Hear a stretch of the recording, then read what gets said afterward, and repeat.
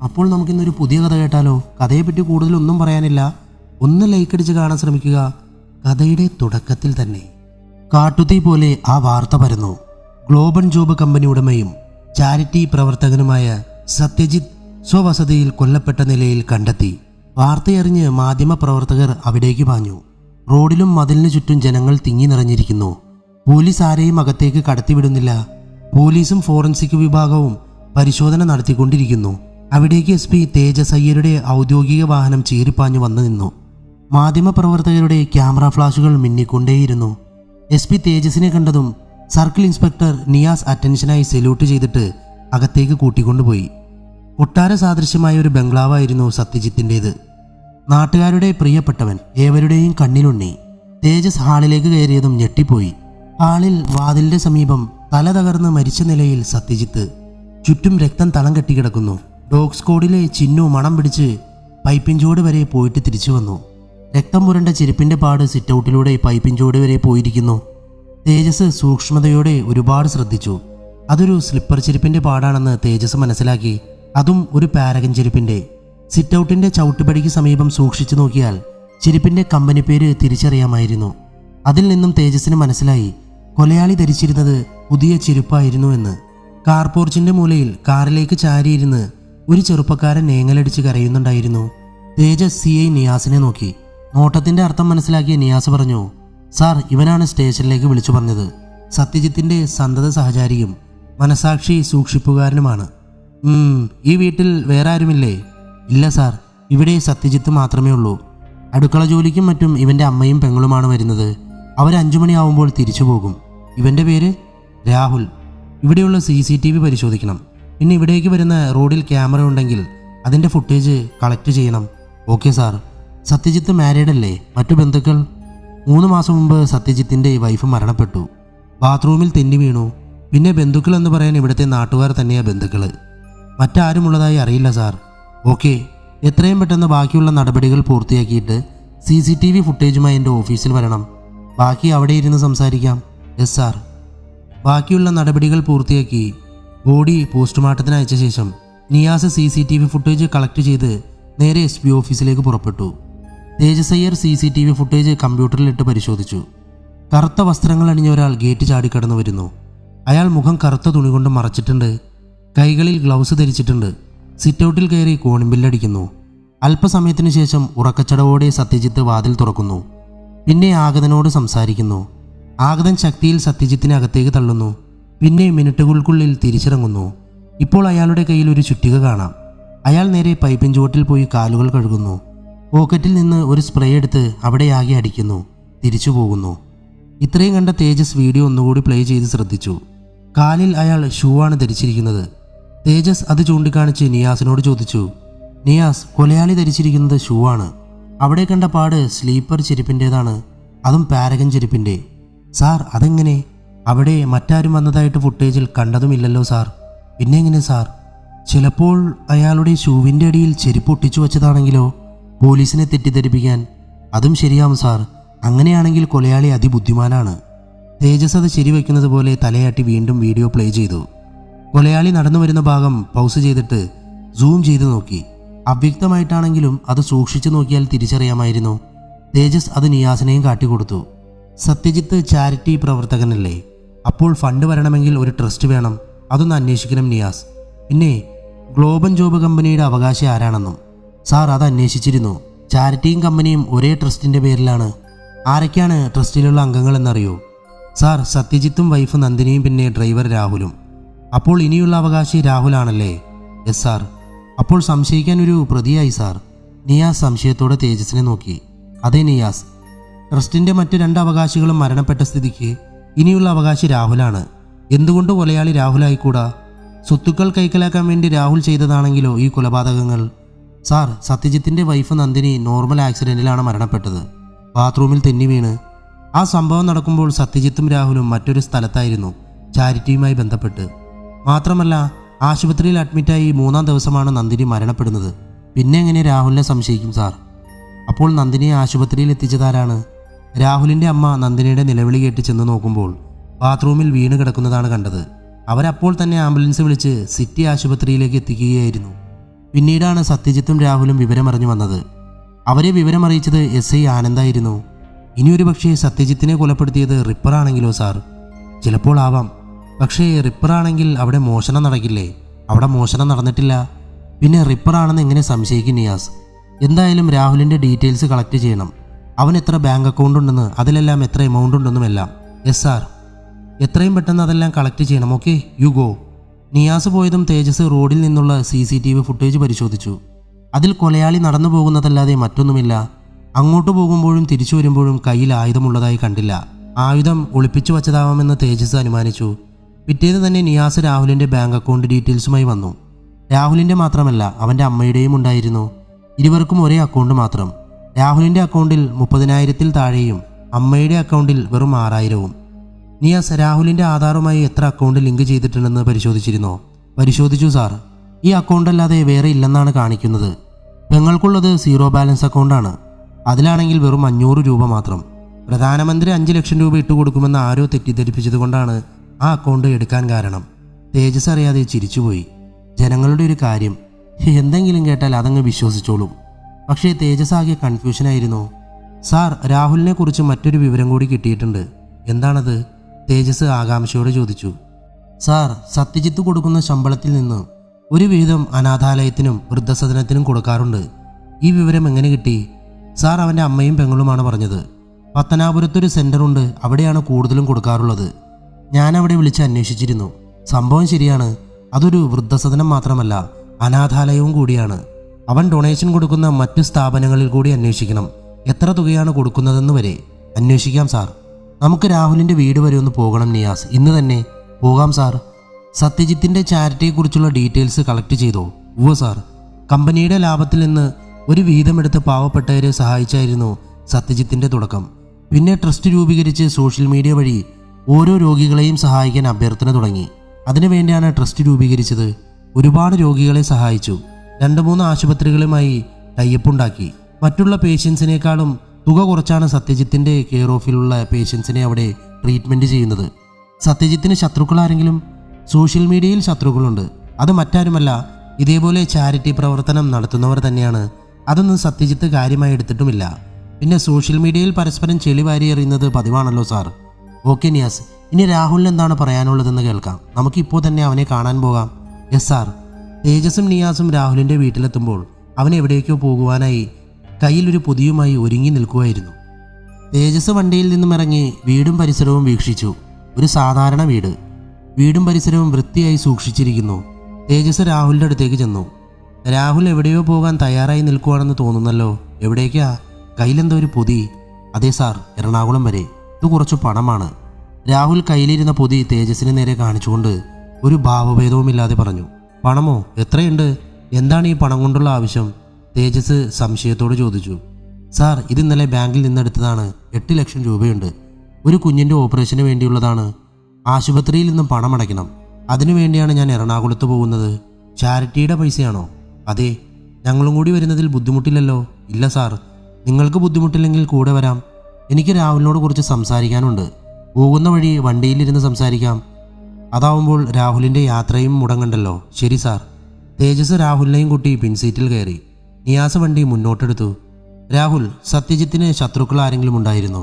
Charity മുഖേനയോ company മുഖേനയോ എന്തെങ്കിലും തരത്തിൽ? എൻ്റെ അറിവിലില്ല സാർ. പിന്നെ സോഷ്യൽ മീഡിയയിൽ ഉണ്ടോയെന്ന് ചോദിച്ചാൽ ഉണ്ട്. പക്ഷെ അത് സത്യേട്ടനെ കൊല്ലാനും വേണ്ടിയുള്ള ശത്രുതയല്ല. സത്യജിത്തിന് ബന്ധുക്കൾ ആരുമില്ലേ? സത്യേട്ടന് ബന്ധുക്കൾ ആരുമില്ലെന്നാണ് എന്നോട് പറഞ്ഞിട്ടുള്ളത്. സത്യജിത്തിൻ്റെ വൈഫിൻ്റെ ബന്ധുക്കൾ? നന്ദിനി ചേച്ചിയെ സത്യേട്ടൻ കല്യാണം കഴിച്ചത് ഓർഫനേജിൽ നിന്നാണ്. തേജസ് അല്പനേരം മൗനമായിരുന്നു.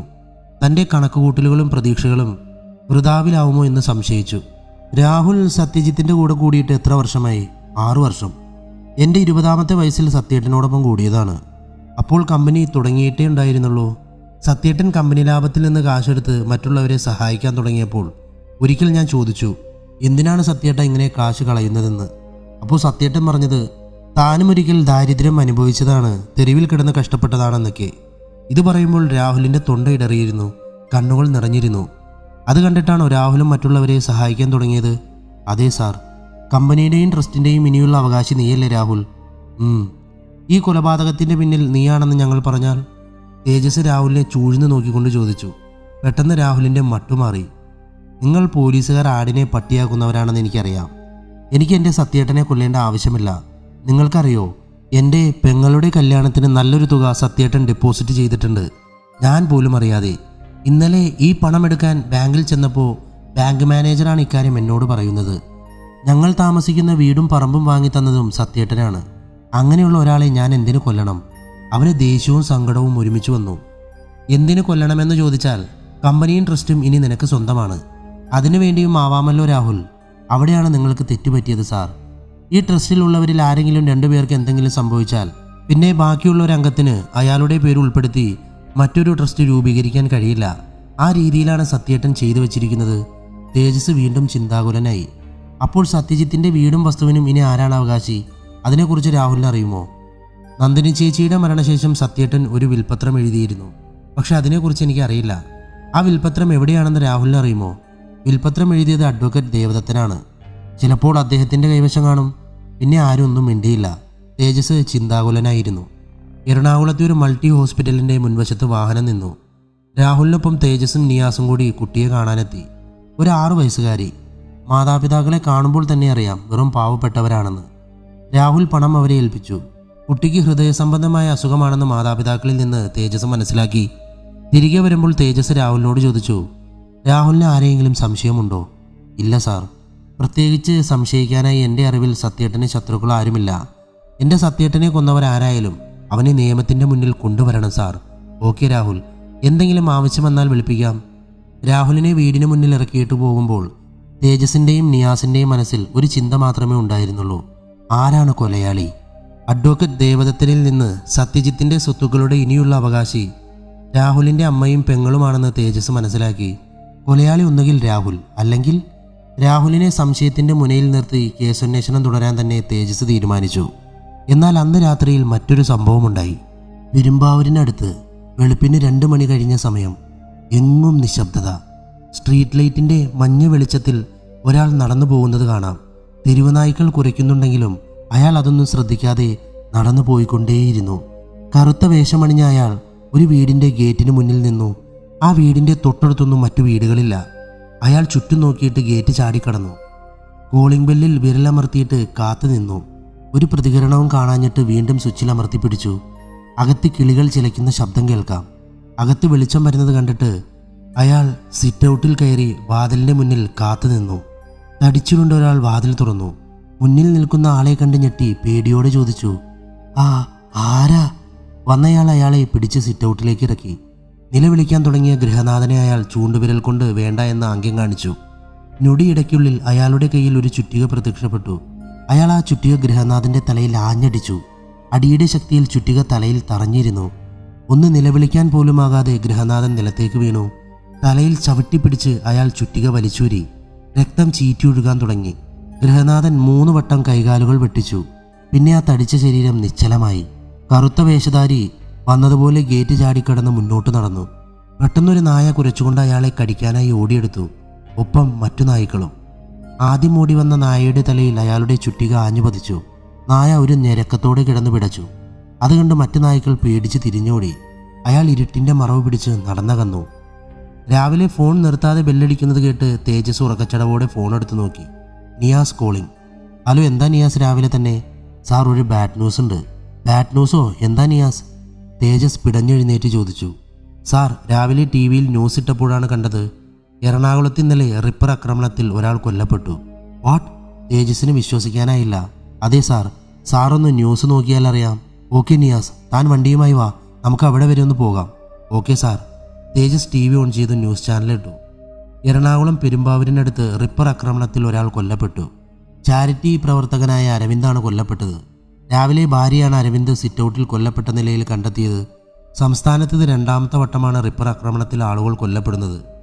2 ദിവസങ്ങൾക്ക് മുമ്പ് മറ്റൊരു ചാരിറ്റി പ്രവർത്തകനും ഗ്ലോബൽ ജോബ് കമ്പനി ഉടമയുമായ സത്യജിത്താണ് കൊല്ലപ്പെട്ടത്.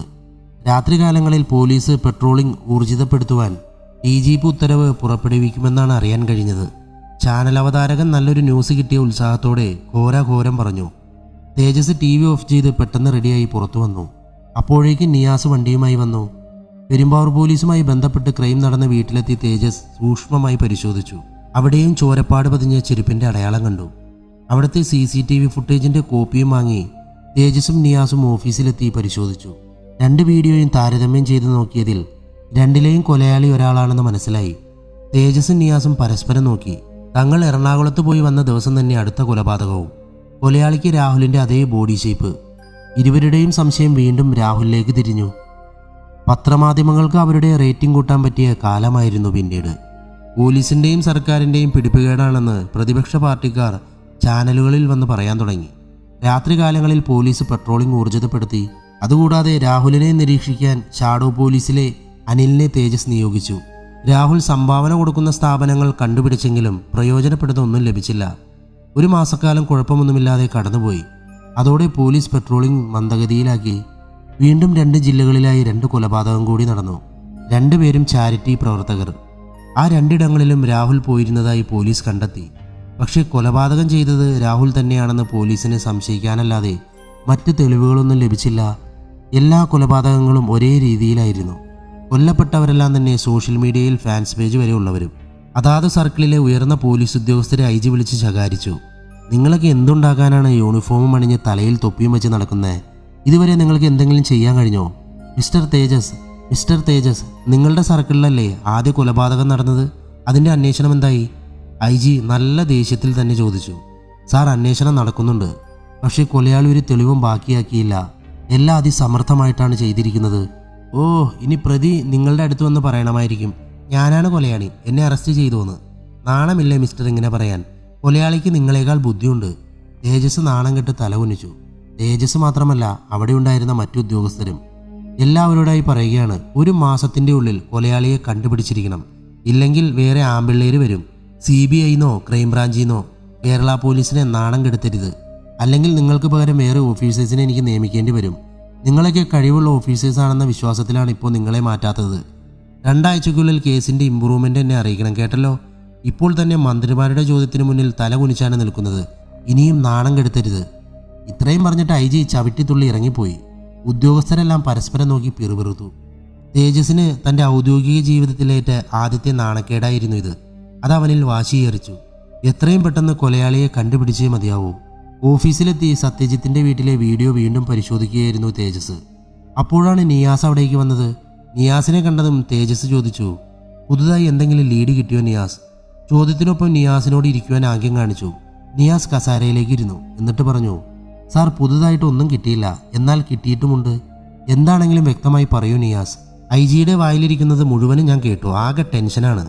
തേജസ് നെറ്റി തടവിക്കൊണ്ട് പറഞ്ഞു, സാർ, തിരുവനന്തപുരം സെൻട്രൽ ജയിലിൽ വധശിക്ഷ കാത്ത് ഒരു റിപ്പർ കിടപ്പുണ്ട്. മാധ്യമങ്ങൾ പറയുന്നത് ഈ കൊലപാതകങ്ങളെല്ലാം ചെയ്തത് റിപ്പർ ആയിരിക്കുമെന്നല്ലേ? നമുക്ക് ജയിലിൽ പോയി അയാളൊന്ന് കണ്ടാലോ സാർ? അതുകൊണ്ട് എന്തു ഗുണം നിയാസ്? സാർ, അയാളിൽ നിന്ന് റിപ്പറുടെ രീതികൾ മനസ്സിലാക്കാം. അത് വെച്ച് ഈ കൊലപാതകങ്ങൾ ചെയ്തത് റിപ്പർ ആണോ എന്ന് അറിയാമല്ലോ സാർ. പിന്നെ മറ്റെന്തെങ്കിലും വ്യക്തിവൈരാഗ്യം കൊണ്ട് ചെയ്തതാണോ എന്നും അറിയാലോ. അയാളെ കണ്ടതുകൊണ്ട് എന്തെങ്കിലും ഗുണമുണ്ടായാലോ സാർ? അല്പനേരത്തെ ചിന്തയ്ക്ക് ശേഷം തേജസ് പറഞ്ഞു, ശരിയാണ് നിയാസ്, കുന്തം പോയാൽ കുടത്തിലും തപ്പണമെന്നാണല്ലോ. എന്തായാലും അയാളെ പോയി കാണാം. നിയാസ് പറഞ്ഞതുപോലെ എന്തെങ്കിലും ഗുണം ചെയ്താലോ? അപ്പോൾ തന്നെ ഇരുവരും തിരുവനന്തപുരം സെൻട്രൽ ജയിലിലേക്ക് പുറപ്പെട്ടു. പോകുന്ന വഴി തന്നെ നിയാസ് ജയിൽ സൂപ്രണ്ടിനെ ഫോണിൽ വിളിച്ച് കാര്യങ്ങൾ പറഞ്ഞു. താൻ ലീവാണെന്നും ജയിലറെ കണ്ടാൽ മതിയെന്നും താൻ വിളിച്ചു പറഞ്ഞേക്കാമെന്നും അദ്ദേഹം പറഞ്ഞു. Thiruvananthapuram central jail. പടുകൂറ്റൻ ഗേറ്റിൻ്റെ പോക്കറ്റ് ഗേറ്റ് കടന്ന് തേജസും നിയാസും ജയിലർ സദാശിവൻ്റെ മുന്നിലെത്തി. അവരെ കണ്ടതും സദാശിവൻ എഴുന്നേറ്റ് സല്യൂട്ട് ചെയ്തു. സാർ, സൂപ്രണ്ട് സാർ വിളിച്ചു പറഞ്ഞിരുന്നു. അയാളൊരു പ്രത്യേക തരക്കാരനാണ്. ഇതുവരെ ആരും അയാളെ കാണാൻ വന്നിട്ടില്ല. നിങ്ങൾ കാണാൻ വരുന്നുണ്ടെന്ന് പറഞ്ഞപ്പോൾ ആദ്യമൊന്നും അയാൾ താല്പര്യം കാണിച്ചില്ല. പിന്നെ എന്തോ അയാൾ സമ്മതിച്ചു. അയാളെ ഇങ്ങോട്ട് വിളിപ്പിക്കാം സാർ. വേണ്ട, നമുക്ക് അങ്ങോട്ട് പോയി കാണാം. നമ്മളല്ലേ ആവശ്യക്കാർ. Okay sir. അയാൾ സഹകരിക്കുമോ എന്നറിയില്ല. ഇറ്റ്സ് ഓക്കെ സദാശിവൻ, നമുക്ക് നോക്കാം. അയാളുടെ പേരെന്താണ്? റിപ്പർ വിക്രമൻ. പേര് കേൾക്കാൻ നല്ല ഗുമ്മുണ്ടല്ലേ സാർ? റിപ്പർ വിക്രമൻ. നിയാസ് ചിരിയോടെ തേജസിനോട് പറഞ്ഞു. അത് കേട്ടത് തേജസും സദാശിവനും ചിരിച്ചു. റിപ്പർ വിക്രമനെ ലോക്ക് ചെയ്തിരിക്കുന്ന C ബ്ലോക്കിലെ 13-ാം നമ്പർ സെല്ലിലേക്ക് അവർ നടന്നു. സദാശിവൻ സെല്ലിൽ തട്ടിയയുടൻ വിക്രമൻ എഴുന്നേറ്റ് വന്നു. ഇവരാണോ സാർ എന്നെ കാണാൻ വന്നത്? അയാൾ സദാശിവനോട് ചോദിച്ചു. അതേടാ വിക്രമ. തേജസ് സെല്ലിൻ്റെ ഉള്ളിലേക്ക് നോക്കി, പിന്നെ സദാശിവനെയും. ആ നോട്ടത്തിൻ്റെ അർത്ഥം മനസ്സിലാക്കിയ സദാശിവൻ പറഞ്ഞു, സാർ, വധശിക്ഷയ്ക്ക് വിധിക്കപ്പെട്ട പ്രതിയായതുകൊണ്ടാണ് ഒറ്റയ്ക്കിട്ടിരിക്കുന്നത്. പക്ഷെ ഇതുവരെയും ശിക്ഷ നടപ്പാക്കാൻ കഴിഞ്ഞില്ല. കാരണം ആരാച്ചാറില്ല. തേജസ് ഒരു മൂളലോടെ തലയാട്ടി. സാറന്മാർക്ക് എന്താ അറിയേണ്ടത്? വിക്രമൻ അവരോട് ചോദിച്ചു. വിക്രമ, ഞാൻ SP തേജസ് അയ്യർ, ഇത് CI നിയാസ്. ഞങ്ങൾക്ക് വിക്രമൻ്റെ ഒരു സഹായം വേണം. റിപ്പർ വിക്രമൻ്റെ സഹായം നിങ്ങൾക്കോ? കൊള്ളാലോ. അയാൾ പൊട്ടിച്ചിരിച്ചു. തേജസ് അയാളെ നോക്കി നിന്നു. ചിരി നിർത്തി അയാൾ ചോദിച്ചു, എന്താ സാറേ, ആരെയെങ്കിലും കൊല്ലാനാണോ എൻ്റെ ഈ സഹായം വേണ്ടത്? ഈ സെല്ലിൽ നിന്ന് പോലും എന്നെ വെളിയിലിറക്കില്ല ഇവിടുത്തെ പോലീസുകാർ. പിന്നെ ഞാനെങ്ങനെ നിങ്ങളെ സഹായിക്കും സാറന്മാരെ? അതൊന്നുമല്ല വിക്രമ, കുറച്ച് കാര്യങ്ങൾ ചോദിച്ചറിയണം, അത്രേ ഉള്ളൂ. അതിന് വിക്രമൻ സഹകരിക്കണം. നമുക്ക് പുറത്ത് ആ മരച്ചോട്ടിൽ പോയിരുന്ന് സംസാരിക്കാം, എന്താ? വിക്രമൻ്റെ കണ്ണുകൾ കുറുകി. അത് ശ്രദ്ധിച്ച തേജസ് നിയാസിൻ്റെ കയ്യിൽ തട്ടി. ആ തട്ടലിൻ്റെ അർത്ഥം നിയാസിന് മനസ്സിലായി. അലർട്ടായിരിക്കുക. വിക്രമൻ ഒന്നും പറഞ്ഞില്ല. വിക്രമന് ആഗ്രഹമില്ലേ ഇത്തിരി കാറ്റും വെളിച്ചവും കൊള്ളാമെന്ന്?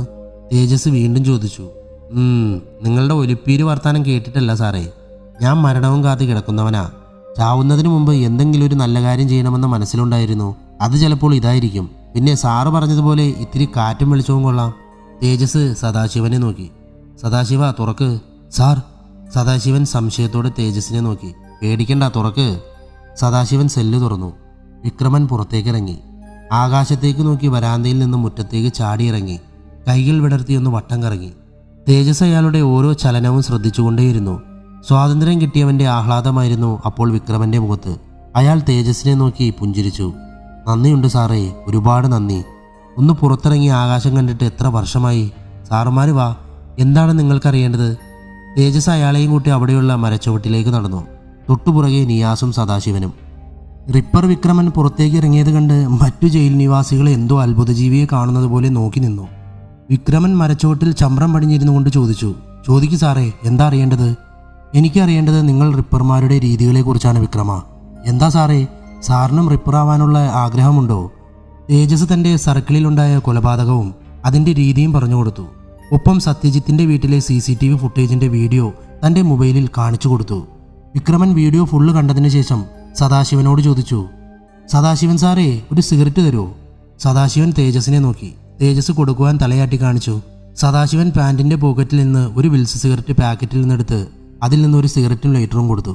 സിഗരറ്റ് കൊളുത്തിയ പുക ആസ്വദിച്ച് വലിച്ചുകൊണ്ട് പറഞ്ഞു, ഞങ്ങൾ റിപ്പർമാർ പല രീതിയിൽ ആയുധം ഉപയോഗിക്കുന്നവരുണ്ട് സാറേ. ചിലർ ചുറ്റികയായിരിക്കും ഉപയോഗിക്കുന്നത്, ചിലർ കമ്പിവടിയായിരിക്കും, മറ്റു ചിലർ കത്തിയോ വടിവാളോ ആയിരിക്കും ഉപയോഗിക്കുന്നത്.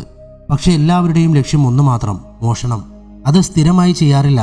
ഒരു മോഷണം കഴിഞ്ഞ 6 മാസം, ചിലപ്പോൾ 1 വർഷം കഴിഞ്ഞാവും അടുത്തത് ചെയ്യുന്നത്. ചിലർ വർഷത്തിൽ 2 3 ചെയ്യുന്നവരുമുണ്ട്. അതും അടുത്തടുത്ത സ്ഥലങ്ങളിൽ ചെയ്യാറില്ല. ആദ്യം തിരുവനന്തപുരത്താണ് ചെയ്യുന്നതെങ്കിൽ അടുത്തത് എറണാകുളത്തോ കാസർഗോഡോ ആയിരിക്കും. ചിലർക്ക് കൊന്നതിന് ശേഷം മോഷണം നടത്തുന്നതായിരിക്കും ഹരം. ചിലർ മോഷ്ടിച്ചു കഴിഞ്ഞ് പിടിക്കപ്പെടുമ്പോഴായിരിക്കും വീട്ടുകാരെ കൊല്ലുന്നത്. പക്ഷേ സാറ് കാണിച്ച ഈ വീഡിയോയിലുള്ളത് റിപ്പർ അല്ല. ഇവൻ്റെ ലക്ഷ്യം മറ്റെന്തോ ആണ്. റിപ്പർമാർ കോളിംബെല്ലിൽ അടിക്കാറില്ല. പിന്നാമ്പുറത്തെ കതക് കുത്തി തുറന്നായിരിക്കും അകത്ത് കിടക്കുന്നത്. ഇവൻ്റെ ലക്ഷ്യം ഒന്നുകിൽ വ്യക്തിവൈരാഗ്യം, അല്ലെങ്കിൽ ഇവനൊരു സൈക്കോ ആണ് സാറേ. വിക്രമന് ഇവൻ റിപ്പർ അല്ലെന്ന് ഉറപ്പാണോ? ഉറപ്പാണ് സാറേ. പിന്നെ മറ്റൊരു കൂട്ടരുണ്ട്, നമ്മൾ റിപ്പർമാരുടെ ശൈലിയിൽ കൊല്ലുന്നവർ. അവർക്ക് രക്തം കാണുമ്പോൾ വല്ലാത്തൊരു ഹരമാണ്. അവർ ഒരാളെ ആക്രമിച്ചാൽ അവർ മരണവെപ്രാളം കൊണ്ട് പിടയുന്നത് കണ്ട് ആസ്വദിക്കും. അവർ ആ വീട്ടിൽ എത്ര പേരുണ്ടോ അവരെ എല്ലാം കൊല്ലും. പക്ഷെ ഇവൻ അങ്ങനെയുമല്ല. വിക്രമൻ ഇതിൽ ഏത് കാറ്റഗറിയിൽ പെടും? പെട്ടെന്ന് നിയാസ് വിക്രമനോട് ചോദിച്ചു. വിക്രമനൊന്ന് ചിരിച്ചു. പിന്നെ പറഞ്ഞു, സാറേ, ഞാനും കൊന്നിട്ടുണ്ട്. അത് മോഷ്ടിച്ച് പിടിക്കപ്പെടുമ്പോൾ മാത്രമാണ്, അല്ലാതെ മോഷണത്തിന് വേണ്ടി ആരെയും കൊന്നിട്ടില്ല. Thank you വിക്രമ. നീ തന്ന ഈ വിവരം ചിലപ്പോൾ ഞങ്ങളുടെ കേസന്വേഷണത്തിന് ഉപകാരപ്പെടും. വിക്രമനെ സെല്ലിലാക്കി മൂവരും നടന്നു. പെട്ടെന്ന് വിക്രമൻ തേജസിനെ വിളിച്ചു. സാറേ, 1 മിനിറ്റ്. എന്താ വിക്രമ, ഇനിയും എന്തെങ്കിലും പറയാനുണ്ടോ? സാറേ, ആ വീഡിയോ ഒന്നുകൂടി കാണിക്കുമോ? എന്താടാ, കൊല്ലുന്നത് കണ്ട് ആസ്വദിക്കാനാണോ? സദാശിവൻ ചൂടായിക്കൊണ്ട് ചോദിച്ചു. തേജസ് വീഡിയോ പ്ലേ ചെയ്ത് വിക്രമൻ്റെ കയ്യിൽ കൊടുത്തു. വിക്രമൻ വീഡിയോ സൂക്ഷ്മമായി കണ്ടു. പിന്നെ മൊബൈൽ തിരിച്ചു കൊടുത്തു. എന്താ വിക്രമ? സാറേ, ഇവൻ സൈക്കോയുമല്ല, കൊല ആസ്വദിക്കുന്നവനുമല്ല. ഇവൻ്റെ ലക്ഷ്യം വേറെയാണ്. തേജസും നിയാസും അത്ഭുതത്തോടെ പരസ്പരം നോക്കി. പിന്നെ വിക്രമനെയും. അതെ സാറേ, അവൻ റിപ്പറുമല്ല, കൊല ആസ്വദിക്കുന്നവനുമല്ല. സാർ അവൻ്റെ ഷൂ ശ്രദ്ധിച്ചോ? ഇല്ലെങ്കിൽ പറഞ്ഞു തരാം. ഞങ്ങൾ റിപ്പർമാരെ ഷൂ ഉപയോഗിക്കാറേയില്ല. സാധാരണ ചെരുപ്പാണ് ഇടാറുള്ളത്. അഥവാ ഷൂ ഇട്ടാൽ തന്നെ അതൊരു സാധാരണ ഷൂ ആയിരിക്കും. ഇവനിട്ടിരിക്കുന്നത് സാധാരണ ഷൂ അല്ല, അടിയിൽ മറ്റെന്തോ വച്ചിട്ടുണ്ട്. മാത്രമല്ല, ഞങ്ങൾ ഉപയോഗിക്കുന്നത് സാധാരണ ചെറിയ ചുറ്റികയാണ്. ഈ ആണിയൊക്കെ ഊരാൻ ഉപയോഗിക്കുന്ന പോലത്തെ ചുറ്റിക. ഇവൻ്റെ കയ്യിലുള്ളത് 2 കിലോ വരുന്ന ചുറ്റികയാണ്. അതിൻ്റെ പിടി സാധാരണയിൽ അധികം നീളമുണ്ട്. പിന്നെ ഞങ്ങൾ കയ്യറ ഉപയോഗിക്കാറില്ല. ഇവൻ ഉപയോഗിച്ചിട്ടുണ്ട്. പിന്നെ വീട്ടുകാരൻ അവനോട് സംസാരിക്കുന്നുമുണ്ട്. Thank you വിക്രമ. തേജസ് വിക്രമനെ അഭിനന്ദിക്കും പോലെ ഒന്ന് പുഞ്ചിരിച്ചു. അത് കണ്ട് വിക്രമൻ അഭിമാനത്തോടെ നെഞ്ചും വിരിച്ചു നിന്നു. മൂവരും നടന്നു. സാർ, ഇവൻ പറഞ്ഞതൊന്നും പൂർണ്ണമായും വിശ്വസിക്കണ്ട. Okay Sadashiva, see you. തിരിച്ചു പോകുമ്പോൾ ഡ്രൈവിങ്ങിനിടയിൽ നിയാസ് ഇടയ്ക്കിടെ തേജസിനെ നോക്കുന്നുണ്ടായിരുന്നു. തേജസ് എന്തോ കടുത്ത ചിന്തയിലായിരുന്നു. തേജസിന്റെ മനസ്സിൽ റിപ്പർ വിക്രമന്റെ വാക്കുകളായിരുന്നു. അവൻ സൈക്കോയുമല്ല, റിപ്പറുമല്ല. അവന്റെ ലക്ഷ്യം മറ്റെന്തോ ആണ്. തേജസിന്റെ മനസ്സിൽ പലവിധ ചിന്തകൾ കടന്നുപോയി. വ്യക്തിവൈരാഗ്യം തീർത്തതാണെങ്കിൽ കൊല്ലപ്പെട്ട 4 പേരുമായും ശത്രുതയുണ്ടാവണം. സാർ എന്താണ് ആലോചിക്കുന്നത്? ജയിലിൽ നിന്ന് പുറപ്പെട്ടപ്പോൾ മുതൽ ഞാൻ സാറിനെ ശ്രദ്ധിക്കുന്നു. പെട്ടെന്നാണ് തേജസ് ചിന്തയിൽ നിന്നുണർന്നത്. ഞാൻ ചിന്തിക്കുകയായിരുന്നു നിയാസ്, വിക്രമൻ പറഞ്ഞ പ്രകാരമാണെങ്കിൽ കൊല്ലപ്പെട്ട 4 പേരുമായും കൊലയാളിക്ക് എന്താണ് ഇത്ര വ്യക്തിവൈരാഗ്യം ഉണ്ടാവാൻ കാരണമെന്ന്. സാർ, ഞാനും അതിനെക്കുറിച്ച് ആലോചിച്ചു. ഒരുപക്ഷെ വിക്രമൻ പറഞ്ഞതുപോലെ ഇനി സൈക്കോ കില്ലർ ആണെങ്കിലോ സാർ? ആവാതിരിക്കാം.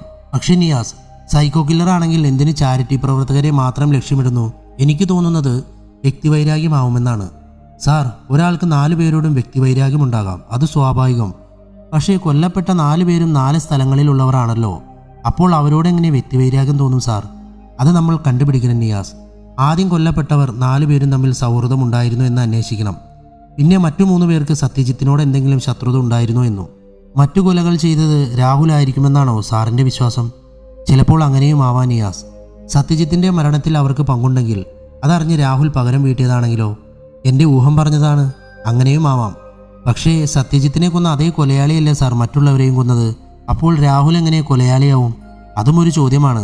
തൻ്റെ ഒബ്സർവേഷൻ കൊള്ളാം. എന്തായാലും രാഹുലിനെ മുന്നിൽ നിർത്തി തന്നെയാണ് എൻ്റെ അന്വേഷണം. കൊലയാളി അവനാവാതിരിക്കട്ടെ. നാളെ തന്നെ കൊല്ലപ്പെട്ടവർ തമ്മിൽ എന്തെങ്കിലും ശത്രുതയോ സൗഹൃദമോ ഉണ്ടായിരുന്നോ എന്ന് അന്വേഷിച്ച് എന്നെ അറിയിക്കണം. Okay sir. പിറ്റേന്ന് വൈകുന്നേരമായിട്ടും നിയാസ് തേജസിനെ കാണാൻ വരികയോ ഫോണിൽ ബന്ധപ്പെടുകയോ ചെയ്തില്ല. തേജസ് നിയാസിനെ ഫോണിൽ വിളിച്ചപ്പോൾ സ്വിച്ച് ഓഫ് ആയിരുന്നു. തേജസിന് ടെൻഷനായി. ഇനി നിയാസിന് എന്തെങ്കിലും അപകടം പറ്റി കാണുമോ എന്ന്. 2 ദിവസം കഴിഞ്ഞ് രാവിലെ തേജസ് ഓഫീസിലെത്തുമ്പോൾ നിയാസ് തേജസിനെയും കാത്ത് അവിടെ നിൽപ്പുണ്ടായിരുന്നു. നിയാസിനെ കണ്ടപാടെ തേജസ് ചൂടായി. താനിത് എവിടെയായിരുന്നു നിയാസ്? എന്താ ഫോൺ സ്വിച്ച് ഓഫ് ചെയ്തത്? കം. തേജസിനൊപ്പം നിയാസ് ക്യാബിനിലേക്ക് കടന്നു. തേജസ് ചെയറിൽ ഇരുന്നു കൊണ്ട് നിയാസിനോട് ഇരിക്കാൻ ആംഗ്യം കാണിച്ചു. ഇനി പറ, താൻ എവിടെയായിരുന്നു? സാർ പറഞ്ഞതനുസരിച്ച് കൊല്ലപ്പെട്ടവർ തമ്മിൽ സത്യജിത്തുമായി എന്തെങ്കിലും ബന്ധമുണ്ടോ എന്ന് അന്വേഷിച്ചു. എന്നിട്ട് സത്യജിത്തും അവരുമായിട്ട് യാതൊരു കോണ്ടാക്റ്റുമില്ല. മാത്രവുമല്ല, സത്യജിത്തിൻ്റെ പെട്ടെന്നുള്ള വളർച്ചയിൽ അവർക്ക് സത്യജിത്തിനോട് അസൂയയും ഉണ്ടായിരുന്നു.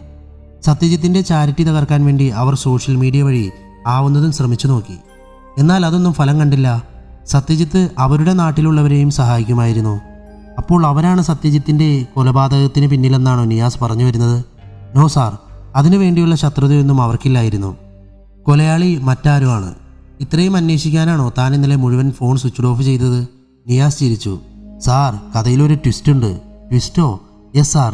മറ്റുള്ളവരെക്കുറിച്ച് അന്വേഷിച്ചപ്പോൾ സത്യജിത്തിൻ്റെ ബാക്ക്ഗ്രൗണ്ട് അറിയാൻ ഒരു ക്യൂരിയോസിറ്റി തോന്നി. അതിൻ്റെ പിന്നാലെ പോയി. എന്നിട്ട് തേജസ് ആകാംക്ഷയോടെ മുന്നോട്ട് ആഞ്ഞിരുന്നു. ഞാനാദ്യം അഡ്വക്കേറ്റ് ദേവദത്തിനെ കണ്ടു. നിയാസ് തൻ്റെ അന്വേഷണം വിവരിച്ചു. വക്കീലേ, എനിക്ക് നിങ്ങളുടെ ഹെൽപ്പ് വേണം, നിയാസ് ദേവദത്തിനോട് പറഞ്ഞു. എന്താ CI സാറേ? കൊല്ലപ്പെട്ട സത്യജിത്തിൻ്റെ സ്വത്തുക്കളുടെ ഇനിയുള്ള അവകാശികൾ രാഹുലിൻ്റെ അമ്മയും പെങ്ങളുമാണെന്ന് വക്കീൽ പറഞ്ഞിരുന്നല്ലോ. അവരുടെ പേരിൽ സത്യജിത്ത് സ്വത്തുക്കൾ എഴുതി വയ്ക്കാനുള്ള കാരണം എന്താണെന്നറിയോ? സോറി, അതിനെക്കുറിച്ച് കൂടുതലൊന്നും എനിക്കറിയില്ല. നിങ്ങൾ തമ്മിൽ എത്ര നാളത്തെ പരിചയമുണ്ട്? എൻ്റെ 15ാമത്തെ വയസ്സ് മുതൽ ഞങ്ങൾ കൂട്ടാണ്. എൻ്റെ വീട്ടിൽ നിന്നാണ് അവൻ വളർന്നത്. നിങ്ങളുടെ വീട്ടിലോ? സത്യജിത്ത് തെരുവിൽ വളർന്നവനാണെന്നാണല്ലോ രാഹുൽ പറഞ്ഞത്. നിയാസ് അത്ഭുതത്തോട് ചോദിച്ചു. അതും സത്യമാണ്, ഇതും സത്യമാണ്.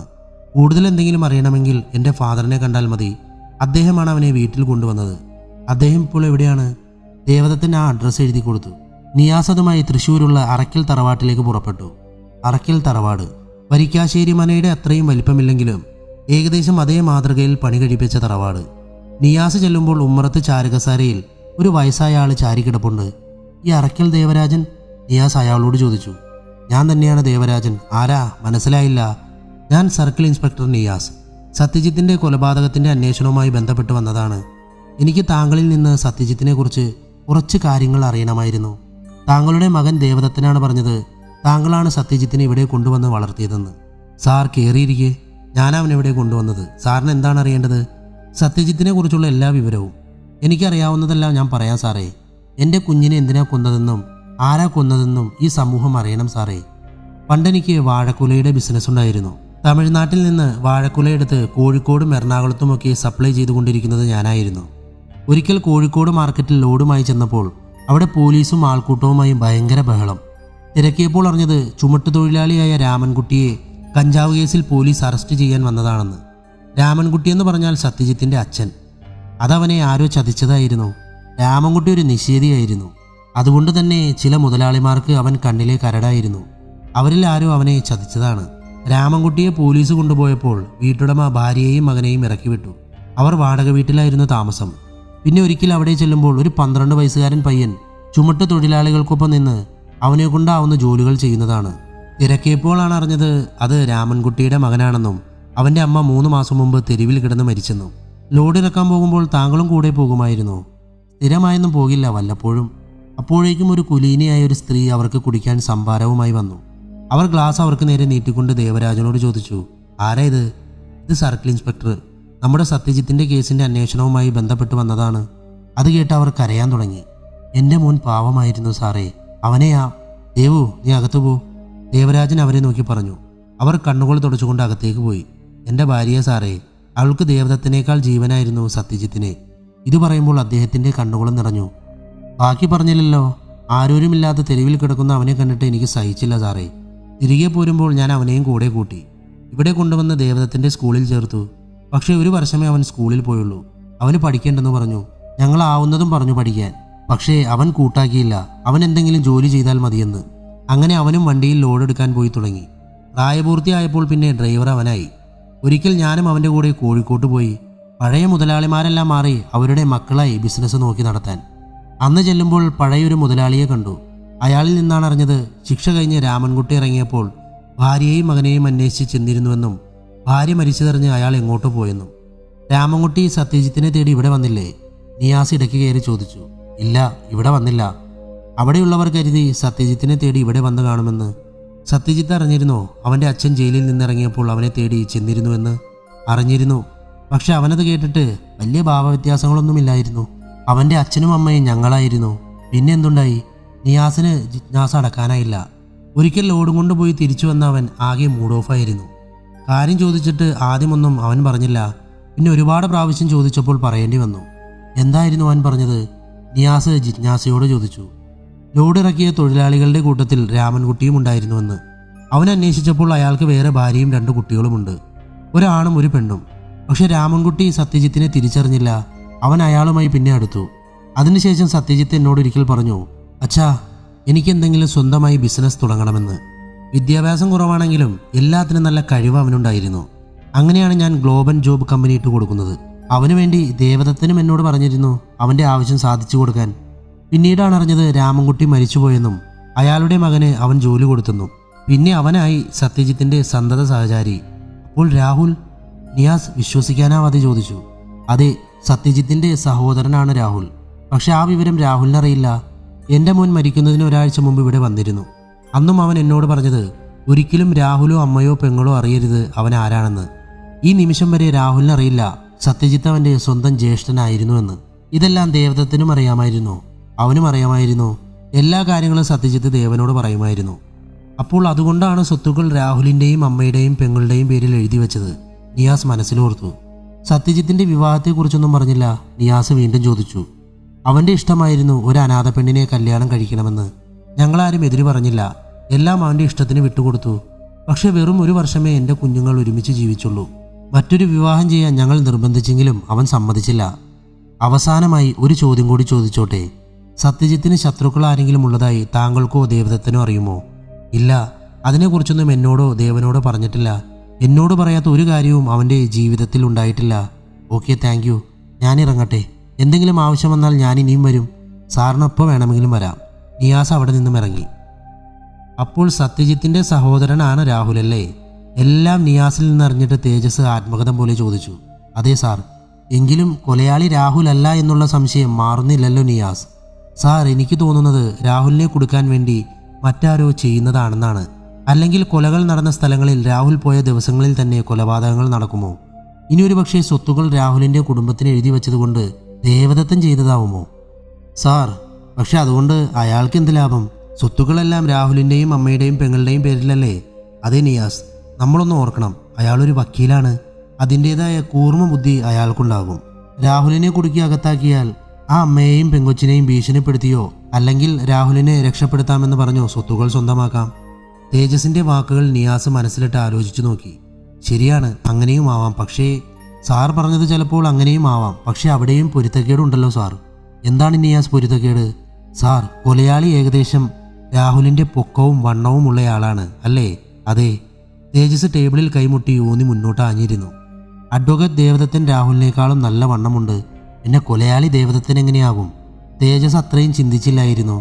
തൻ്റെ സബോർഡിനേറ്റിനോട് തേജസിന് ചെറിയൊരു ഈർഷ്യവും അതിനേക്കാൾ ആരാധനയും തോന്നി.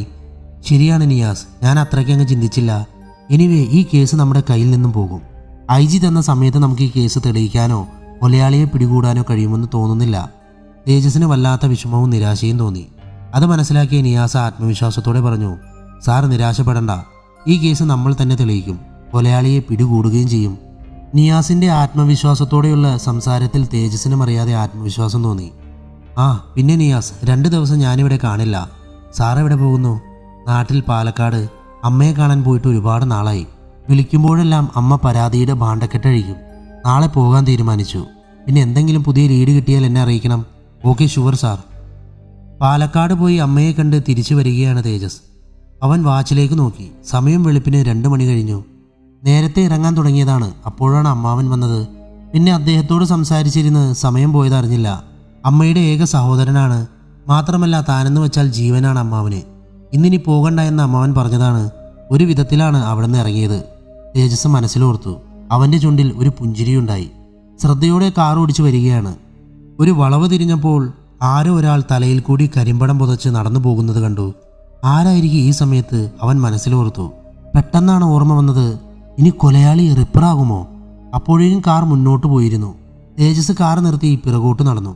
കുറച്ചു ദൂരം പിന്നിട്ടപ്പോൾ സ്ട്രീറ്റ് ലൈറ്റിന്റെ വെളിച്ചത്തിൽ കരിമ്പടം പുതച്ചൊരാൾ നടന്നു പോകുന്നത് കണ്ടു. തേജസ് അയാൾക്ക് പിന്നിലെത്തി. Don't move. തന്റെ സർവീസ് റിവോൾവർ അയാൾക്ക് നേരെ ചൂണ്ടിക്കൊണ്ട് പറഞ്ഞു. അയാൾ നിന്നു. തിരിഞ്ഞു നോക്കാൻ ഒരുങ്ങവേ, don't move, I will shoot you. Tejas അയാളുടെ തലയുടെ പിന്നിൽ റിവോൾവർ മുട്ടിച്ചുകൊണ്ട് കരിമ്പടം വലിച്ചു മാറ്റി. കറുത്ത വസ്ത്രമണിഞ്ഞ ആൾ.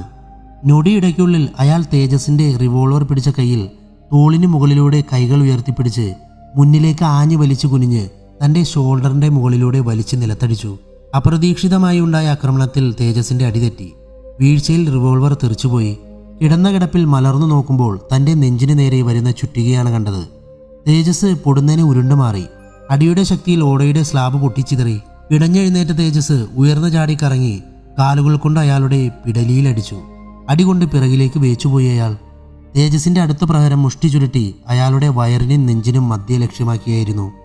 പ്രഹരമേറ്റ് ചുമച്ചുകൊണ്ട് കുനിഞ്ഞ അയാൾ തേജസിന്റെ കണക്കുകൂട്ടലുകൾ തെറ്റിച്ചുകൊണ്ട് ചുറ്റിക തേജസിന്റെ തുടയിൽ ആഞ്ഞടിച്ചു. തേജസിന് തന്റെ തുടയലുകൾ തകർന്നതുപോലെ തോന്നി. അടുത്ത പ്രഹരം തന്റെ തല ലക്ഷ്യമാക്കിയാണെന്ന് മനസ്സിലാക്കിയ തേജസ് കുനിഞ്ഞു ചാടി അയാളുടെ വയറിൽ തലകൊണ്ടിടിച്ച് അയാളുമായി നിലത്ത് വീണു. നിലത്ത് വീണിട്ടും അയാൾ ചുറ്റികയിലെ പിടുത്തം വിട്ടില്ല. തേജസ് അയാളുടെ നെഞ്ചിൽ കയറിയിരുന്നു. ചുറ്റിക പിടിച്ച കയ്യിൽ പിടിച്ച് മുഖത്തും നെഞ്ചിലും മാറി മാറിയിടിച്ചു. തേജസിന്റെ ഇടികൊണ്ട് അവശനായ അയാളുടെ മുഖം മറച്ചിരുന്ന കറുത്ത തുണി അഴിച്ചെടുത്തു. പിന്നെ അയാളെ കമിഴ്ത്തി കിടത്തി കൈകൾ പിന്നിലേക്ക് ആക്കി കെട്ടി. തുടർന്ന് കാലുകളും. തെറിച്ചുപോയ റിവോൾവർ തപ്പിയെടുത്ത് ഇടുപ്പിൽ തിരികെ വെച്ചു. പിന്നെ ചുറ്റികയും എടുത്ത് കൊലയാളിയെ വലിച്ചഴിച്ച് കാറിന്റെ അടുത്തേക്ക് എത്തിച്ചു. എന്നിട്ട് ഡോർ തുറന്ന് പിൻസീറ്റിലേക്ക് വലിച്ചിട്ടു. തുടർന്ന് നിയാസിന് ഫോൺ ചെയ്തു. വെളുപ്പിന് തേജസിന്റെ ഫോൺ കോൾ കണ്ട് നിയാസ് ഒന്ന് അമ്പരന്നു. പെട്ടെന്ന് കോൾ അറ്റൻഡ് ചെയ്തു. Hello sir. മറുതലക്കിൽ നിന്ന് തേജസിന്റെ കിതപ്പോടെയുള്ള ശബ്ദം കേട്ടു. നിയാസ്, എത്രയും പെട്ടെന്ന് എൻ്റെ ക്വാർട്ടേഴ്സിലേക്ക് വരണം. കൊലയാളിയെ കിട്ടിയിട്ടുണ്ട്. സാർ എവിടെയാണ്? ഞാൻ അങ്ങോട്ട് വരാം. വേണ്ട നിയാസ്, ക്വാർട്ടേഴ്സിൽ വന്നാൽ മതി. പിന്നെ ഈ ന്യൂസ് ഇപ്പോൾ വേറെ ആരും അറിയണ്ട. ഓക്കെ സാർ, ഞാനിപ്പോൾ വരാം. കോള് കട്ടായി. തേജസ് കാർ ഓടിക്കുമ്പോൾ കാലിന് നല്ല വേദന അനുഭവപ്പെട്ടു. ആ സമയത്ത് താൻ എങ്ങനെ കൊലയാളിയെ വലിച്ചഴിച്ച് കാറിലേക്ക് ഇട്ടു എന്ന് തേജസ് ചിന്തിച്ചു നോക്കി. അത്രയ്ക്കും അസഹനീയമായ വേദനയായിരുന്നു. തേജസ് മനസ്സിൽ തന്റെ അമ്മാവനോട് നന്ദി പറഞ്ഞു. അദ്ദേഹം ആ സമയത്ത് വീട്ടിൽ വന്നില്ലായിരുന്നുവെങ്കിൽ ഇന്ന് തനിക്ക് ഈ കൊലയാളിയെ പിടികൂടാൻ കഴിയില്ലായിരുന്നു. ക്വാർട്ടേഴ്സിലെത്തുമ്പോൾ നിയാസ് കാത്തു നിൽപ്പുണ്ടായിരുന്നു. വാതിലിന്റെ താക്കോൽ നിയാസിനെ ഏൽപ്പിച്ചു. നിയാസ് വാതിൽ തുറന്നു വന്ന് കാറിന്റെ ബാക്ക് ഡോർ തുറന്ന് കൊലയാളിയെ വലിച്ചിറക്കി അകത്തേക്ക് കൊണ്ടുപോയി. കാറിൽ നിന്നിറങ്ങുമ്പോൾ തേജസിന് കാൽ നിലത്ത് കുത്താൻ കഴിയാത്ത വേദനയായിരുന്നു. നിയാസിന്റെ സഹായത്തോടെ ക്വാർട്ടേഴ്സിന്റെ ഉള്ളിലേക്ക് നടന്നു. നിയാസ് കൊലയാളിയെ ചേറിൽ കെട്ടിയിരുത്തി. ശേഷം തേജസിനോട് പറഞ്ഞു, സാർ, ആശുപത്രിയിൽ പോകാം. എന്ത് പറ്റിയതാണ് സാർ? ഇവൻ ചുറ്റികയ്ക്ക് അടിച്ചതാണ്. ചുറ്റിക കാറിൽ കിടപ്പുണ്ട്. അതിൽ ഫിംഗർ പ്രിന്റ് പതിയാതെ ഇങ്ങെടുക്ക്. നിയാസ് പോയി കാറിൽ നോക്കി. പ്ലാറ്റ്ഫോമിൽ 2 കിലോ തൂക്കം വരുന്ന ചുറ്റിക കണ്ടു.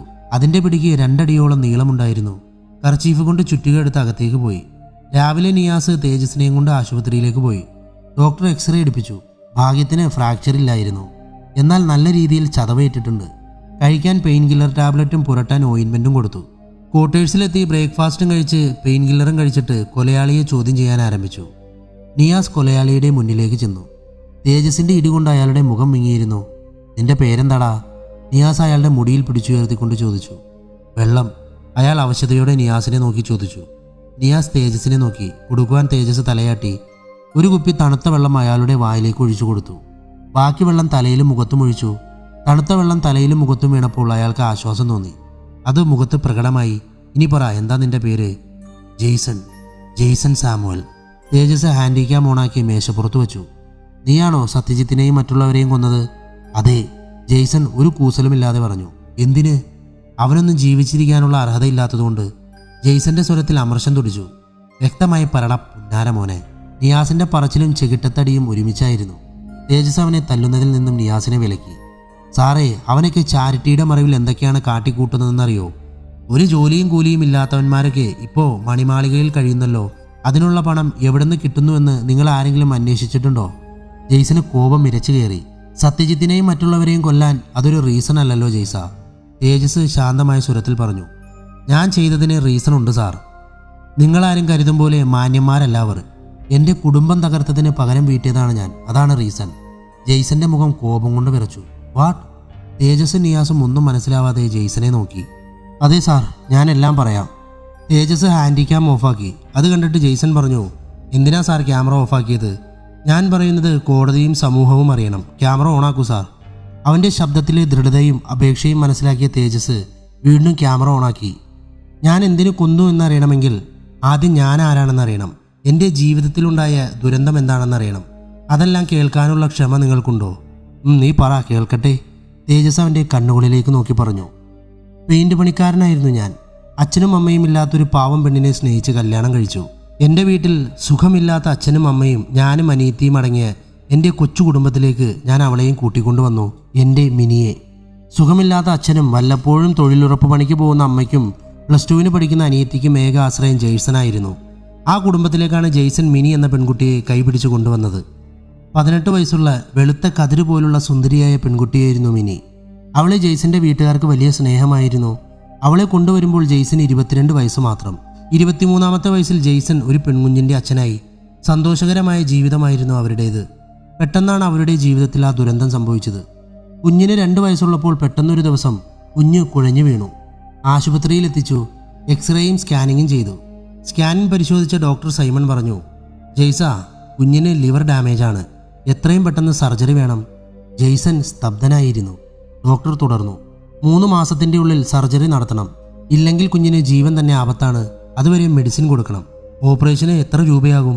അവൻ വിങ്ങലോട് ചോദിച്ചു. ഏകദേശം 8 ലക്ഷത്തോളം ആവും. സർജറി എന്ന് പറഞ്ഞാൽ ലിവർ മാറ്റിവെക്കലാണ്. അതാണ് തുക കൂടുതലാവാൻ കാരണം. സർജറി ഈ ആശുപത്രിയിൽ ചെയ്യാൻ കഴിയില്ല. അതിന് എറണാകുളത്ത് ഏതെങ്കിലും മൾട്ടി ആശുപത്രിയിൽ തന്നെ കൊണ്ടുപോകണം. ഞാൻ എഴുതി തരാം. അവിടെ കൊണ്ടുപോയി ഒന്നുകൂടി ടെസ്റ്റ് ചെയ്ത് നോക്കൂ. ഡോക്ടർ സൈമൺ എഴുതി കൊടുത്ത കുറിപ്പുമായി ജെയ്സൺ കുഞ്ഞിനെ എറണാകുളത്തെ ഒരു മൾട്ടി ആശുപത്രിയിൽ കാണിച്ചു. അവിടെയും പറഞ്ഞത് സർജറി തന്നെയാണ്. വീട്ടിലറിഞ്ഞപ്പോൾ എല്ലാവർക്കും ആകെ വിഷമമായി. വീടും പറമ്പും വിൽക്കാമെന്ന് അച്ഛൻ പറഞ്ഞു. അനിയത്തിയെ ഓർത്ത് ജെയ്സൺ വേണ്ടെന്ന് പറഞ്ഞെങ്കിലും ഒടുവിൽ അത് വിൽക്കേണ്ടി വന്നു. സർക്കാരിൽ നിന്ന് മിച്ച ഭൂമിയായി ലഭിച്ച 3 സെന്റിന് എന്ത് കിട്ടാൻ? വെറും 2.5 ലക്ഷത്തിന് വിറ്റു. കുറച്ചു തുക നാട്ടുകാരും പിരിവെടുത്ത് നൽകി. ഇനിയും 5 ലക്ഷത്തോളം രൂപ വേണം. ബാക്കി തുകയ്ക്ക് എന്ത് ചെയ്യണമെന്ന് ജെയ്സണ് ഒരു രൂപവുമില്ലായിരുന്നു. അടുത്ത ചെക്കപ്പിന് ആശുപത്രിയിൽ ചെന്നപ്പോൾ ഡോക്ടർ ചോദിച്ചു, എന്താ ജെയ്സ, ഓപ്പറേഷനുള്ള തുക റെഡിയായോ? ഇല്ല ഡോക്ടർ, ഇനിയും 5 ലക്ഷത്തോളം വേണം. അവൻ്റെ കണ്ണീര് കണ്ട് ഡോക്ടർ അവനെ ആശ്വസിപ്പിച്ചുകൊണ്ട് പറഞ്ഞു, ജെയ്സ, ഇപ്പോൾ തന്നെ 2 മാസമായി. ഇനി 1 മാസമേ ഉള്ളൂ. അതിനു മുമ്പ് സർജറി നടത്തണം. ജെയ്സ, ഇപ്പോൾ സോഷ്യൽ മീഡിയ വഴി ചാരിറ്റി പ്രവർത്തനം ചെയ്യുന്ന ആരെയെങ്കിലും സമീപിച്ചു നോക്കൂ. ഡോക്ടർ, എനിക്ക് ആരെയും അറിയില്ല. അവൻ പൊട്ടിക്കരഞ്ഞുകൊണ്ട് പറഞ്ഞു. ഡോക്ടർ അവനെ അല്പനേരം നോക്കിയിരുന്നിട്ട് പറഞ്ഞു, ഈ ഹോസ്പിറ്റലുമായി ബന്ധമുള്ള 2-3 പേരുടെ നമ്പർ ഞാൻ തരാം. ജെയ്സൺ അവരുമായി ബന്ധപ്പെട്ട് നോക്കൂ. അവരാരെങ്കിലും സഹായിക്കാതിരിക്കില്ല. ഡോക്ടർ 3 നമ്പർ എഴുതി കൊടുത്തു. അവൻ്റെ മുഖത്ത് പ്രതീക്ഷയുടെ ആശ്വാസം തെളിഞ്ഞു. ആദ്യം വിളിച്ചത് സത്യജിത്തിനെയായിരുന്നു. സത്യജിത്ത് അവനോട് പറ്റുമെങ്കിൽ കുഞ്ഞിനെയും കൊണ്ട് തൻ്റെ വീട് വരെ വരാൻ പറ്റുമോ എന്ന് ചോദിച്ചു. ചെല്ലാമെന്ന് സമ്മതിച്ച ജെയ്സൺ പിറ്റേന്ന് മിനിയെയും കുഞ്ഞിനെയും കൊണ്ട് സത്യജിത്തിൻ്റെ വീട്ടിൽ ചെന്നു. വെളുത്തുമെലിഞ്ഞ സുന്ദരിയായ മിനിയെ കണ്ടപ്പോൾ സത്യജിത്തിനൊരു അതിമോഹം തോന്നി. സത്യജിത്ത് ജെയ്സനെ മാറ്റി നിർത്തി പറഞ്ഞു, ഞാൻ നിന്നെ സഹായിച്ചാൽ എനിക്ക് എന്താണ് മെച്ചം ജെയ്സ? സാറിന് പുണ്യം കിട്ടും. ജെയ്സൺ തൊഴുകൈയോടെ പറഞ്ഞു, പുണ്യം അത് നീ വച്ചോ, എനിക്ക് വേണ്ടത് ഞാൻ പറയാം. അത് മറ്റാരും അറിയണ്ട, നമ്മൾ മാത്രം അറിഞ്ഞാൽ മതി. എന്തു പറയുന്നു സാർ? എന്താണ് കാര്യം? എന്താണെന്നറിയാതെ ഞാൻ എന്തു പറയും? വളച്ചുകെട്ടില്ലാതെ കാര്യം പറയാം. എനിക്ക് 1 മണിക്കൂർ നേരത്തേക്ക് നിന്റെ ഭാര്യയെ വേണം. കിട്ടുന്ന മുഴുവൻ തുകയും നിനക്ക് തരും. അത് കേട്ടതും ജെയ്സന്റെ നിയന്ത്രണം വിട്ടു. പട്ടി നായിൻ്റെ മോനെ! അവൻ ചാടി സത്യജിത്തിന്റെ കഴുത്തിൽ കുത്തിപ്പിടിച്ചു. സത്യജിത്ത് ബലമായി അവന്റെ കൈകൾ പിടിച്ച് അവനെ തള്ളിമാറ്റി.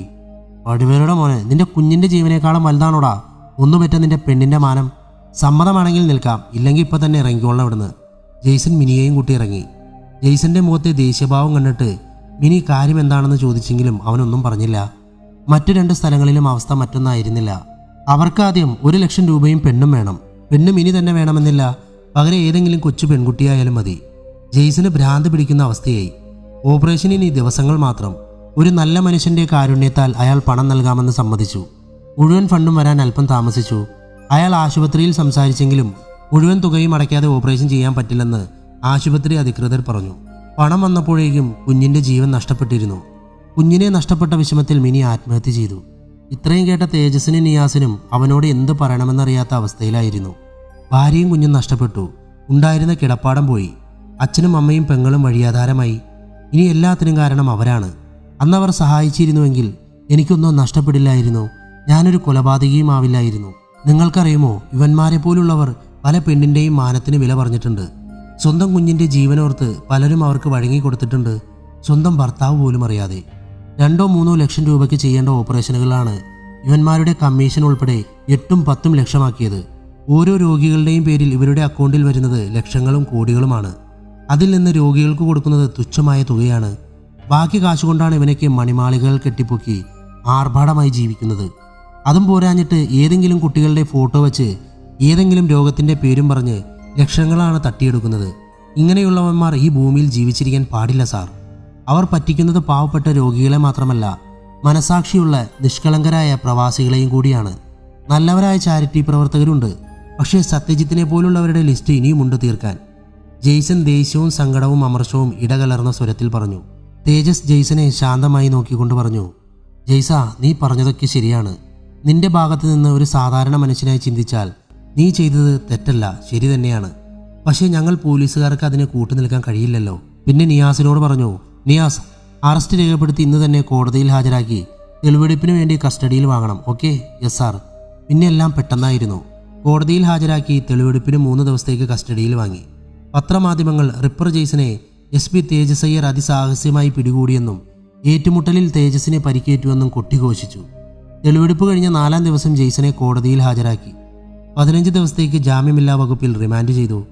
വാർത്തകളെല്ലാം തേജസ് ക്വാർട്ടേഴ്സിലിരുന്ന് അറിയുന്നുണ്ടായിരുന്നു. TV-യിലെ ന്യൂസ് ചാനലിൽ ജെയ്സനെ കോടതിയിൽ നിന്നും വാഹനത്തിൽ കൊണ്ടുപോകുന്ന കാഴ്ച വരെ കണ്ടു. പിന്നെ TV ഓഫ് ചെയ്തു. കുറച്ചു കഴിഞ്ഞപ്പോൾ തേജസിന്റെ ഫോൺ റിങ് ചെയ്തു. നോക്കുമ്പോൾ നിയാസ്. ഹലോ, എന്താ നിയാസ്? മറുതലക്കിൽ നിന്നും നിയാസിന്റെ പരിഭ്രമത്തോടെയുള്ള ശബ്ദം കേട്ടു. സാർ, ഒരു ബാഡ് ന്യൂസ് ഉണ്ട്. ജെയ്സൺ രക്ഷപ്പെട്ടു. വാട്ട്? എങ്ങനെ? എവിടെ വെച്ച്? സാർ, അവനെയും കൊണ്ട് ജയിലിലേക്ക് പോകുന്ന വഴി ഒരു ആക്സിഡന്റ് ഉണ്ടായി. റോഡ് ബ്ലോക്കായിരുന്നു. ബാക്കിൽ കോൺസ്റ്റബിൾ സുധാകരനൊപ്പമായിരുന്നു ജെയ്സൺ. ഞാൻ ഇറങ്ങി നോക്കിയിട്ട് വരുമ്പോൾ ഡ്രൈവറെയും സുധാകരനെയും ആക്രമിച്ച് അവൻ രക്ഷപ്പെട്ടു. സുധാകരന്റെ കഴുത്തൊടിഞ്ഞിട്ടുണ്ട് സാർ. അവന്റെ കൈകൾ ലോക്ക് ചെയ്തിട്ടില്ലായിരുന്നോ? ഉവ്വ സാർ. ചാവി സുധാകരന്റെ പക്കലായിരുന്നു. അവൻ ലോക്ക് അഴിച്ചാണ് രക്ഷപ്പെട്ടത്. ഷിറ്റ്. കോൾ കട്ട് ചെയ്തിട്ട് തേജസ് മനസ്സിലോർത്തു, ജെയ്സ, നീ എവിടെയാ മറിഞ്ഞിരിക്കുന്നത്? എനിക്ക് തോന്നുന്നത് അവൻ മറിഞ്ഞിരിക്കുന്നത് അവൻ്റെ ലിസ്റ്റിലുള്ളവരെ തീർക്കാൻ അടുത്ത പ്ലാനുകൾ ചെയ്യാനായിരിക്കും. കഥ അവസാനിച്ചിരിക്കുന്നു. ഒരു പ്രത്യേക സ്റ്റോറി ആയിരുന്നല്ലേ. നമ്മുടെ നാട്ടിലെ ആശുപത്രികളിൽ ചികിത്സയ്ക്ക് വാങ്ങുന്ന പൈസ എത്രത്തോളമാണ്? ആശുപത്രി ഉടമസ്ഥരൊക്കെ കോടീശ്വരന്മാരാണ്. വാങ്ങുന്ന തുക ഇരട്ടിയുടെ തുകയാണ് ഇവർ ഓരോ ഓപ്പറേഷനും വാങ്ങുന്നത്. മെഡിസിൻ അടക്കം എത്രയോ % ലാഭമിട്ടാണ് നമ്മളുടെ അടുത്ത് നിന്നൊക്കെ പൈസ വാങ്ങുന്നത്. ഇതുകൊണ്ടൊക്കെ തന്നെയാണ് ഒരു രോഗം വന്നാൽ നമ്മളിങ്ങനെ അലയുന്നത്. എന്ത് ചെയ്യാൻ? നമുക്കിതൊരു കഥയിലൂടെ പറയാമെന്നല്ലാതെ ഇതിനൊക്കെ ഒരു മാറ്റം വരുമെന്ന് എനിക്ക് തോന്നുന്നില്ല. കുറേ നല്ല ആളുകളുണ്ടാവും സഹായിക്കാൻ, അതുപോലെ നന്മമരം ചമഞ്ഞ് വേറെ കുറേ പറ്റിപ്പുകാരും ഉണ്ടാവും. ഇതൊക്കെ നമ്മുടെ സമൂഹത്തിലുള്ളതാണ്. എന്തായാലും കഥ ഒരു പ്രത്യേക രീതിയിൽ പോയില്ലേ? പുതിയ കഥയുമായി വരുന്നതുവരെ കാത്തിരിക്കൂ. ഒന്ന് ലൈക്ക് അടിക്കൂ, സബ്സ്ക്രൈബ് ചെയ്യൂ. Thank you so much. Love you all. By.